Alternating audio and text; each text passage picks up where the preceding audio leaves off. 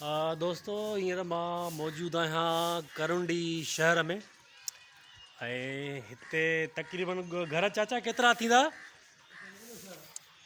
हा, तक़रीबन 1.5 या 2,000 खनि घर थींदा। ऐं हींअर जेको मां जंहिं जॻह ते बीठो आहियां इहो पार्क आहे, जेको ॻोठ जे वॾेरे ठारायो आहे। चाचा वॾेरे नालो छा आहे? हफ़ीज़ हफ़ीज़ रहमान केरु? हफ़ीज़ रहमान राजपर। हे बिल्कुलु नक्शो जेको ठारायो अथई जीअं मुग़लनि जो दौरु न हूंदो हुयो, उहे नक्शो ठारायो अथई। ऐं ज़बरदस्त ही पार्क आहे। हीउ पहिरियों सेक्शन आहे हिन जो, जेको माना हीउ तव्हां ॾिसो था।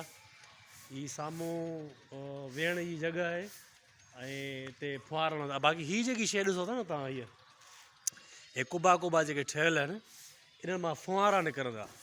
ऐं हिकिड़े पासे ॾे तक़रीबन ईअं सम्झो त 28 हिकिड़े पासे ॾियनि ऐं 28 ॿिए पासे। ऐं विच ते हीअ घुमण जी जॻह अथसि जेकी तव्हां ॾिसी सघो था। हेॾां बि अची सघे थो माण्हू ऐं हेॾां बि।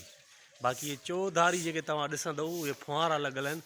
ऐं हीअ थो चए पंहिंजो हितां जो आहे सार संभाल वारो जेको चए थो त हीअ जेको आहे ईद वारे ॾींहं असां फुहारा जेको आहे सो हलाईंदासीं। ऐं वरी जेके हिन जे वॾेरे जा जेके दोस्त यार ईंदा आहिनि, जा महिमान वग़ैरह के ख़ासि ईंदा आहिनि, त पोइ जेको आहे सो हे फुहार हलाईंदा आहियूं। बाक़ी ईअं हाली फ़िलहालु माना फालतू न हलंदा आहियूं।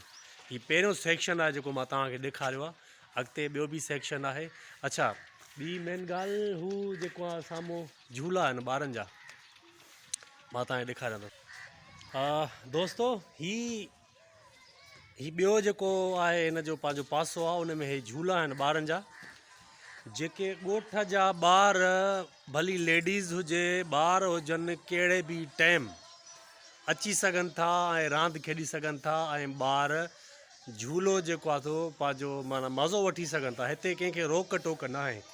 वॾेरे जे तरफ़ां चयल आहे त बाबा ॻोठ जा मायूं हुजनि, मर्द अचनि, भली हिते पार्क में घुमनि फिरनि। अञा हिकिड़ो ॿियो बि सेक्शन आहे।